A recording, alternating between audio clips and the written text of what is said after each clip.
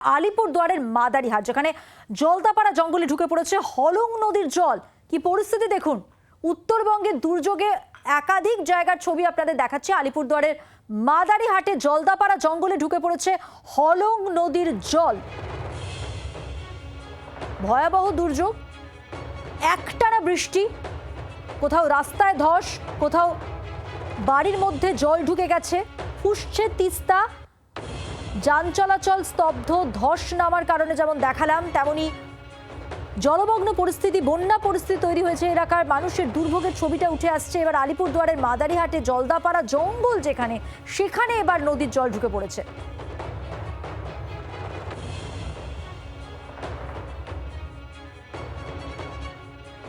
মাদারিহাট জলদাপাড়া জঙ্গলে ঢুকে পড়েছে হলং নদীর জল। দেখতে পাচ্ছেন গোটা জঙ্গলে এবার জলমগ্ন পরিস্থিতি, জল থই থই অবস্থা।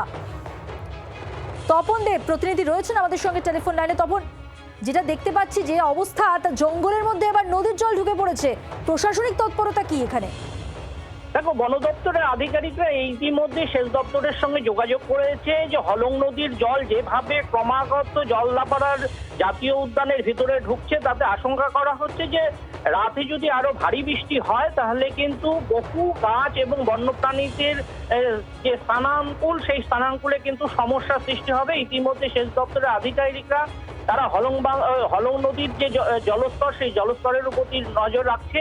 আলিপুরদুয়ারে যেহেতু এই মুহূর্তে বৃষ্টি, আলিপুরদুয়ারে বৃষ্টি হয়েছে প্রায় 77 মিলিমিটার বৃষ্টি গত 24 ঘন্টায়, এবং প্রায় 172 মিলিমিটার বৃষ্টি হয়েছে হাসিমারা অঞ্চলে। ফলে ওই অঞ্চলে যে এবং ভুটানের যে পাহাড়ি এলাকা, সেখানে ব্যাপক হারে বৃষ্টি হওয়ার ফলে কিন্তু ভুটানের জলও কিন্তু একেবারে তড়িৎ গতিতে নেমে আসছে। ইতিমধ্যেই জয়গার বিস্তীর্ণ অঞ্চলে কিন্তু যেমন আমরা সেতু ভেঙে চলে যাওয়ার ছবি আমরা পেয়েছি এবং দর্শকদেরকে আমরা দেখাচ্ছি, এবং একই সঙ্গে জয়গায় কিন্তু ঝর্ণাবস্তি এলাকায় রাস্তা ভেঙে চলে যাচ্ছে কিন্তু, এবং ঝর্ণাবস্তির যে হাসিমারার যে ঝোড়া আছে, যে ঝোড়ার যে বাঁধ, সেই বাঁধে কিন্তু ব্যাপক ফাটল দেখা দিয়েছে।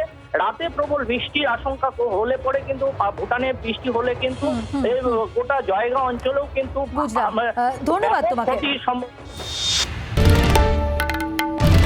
বাংলার আওয়াজ, বাঙালির আবেগ, জি 24 ঘন্টা।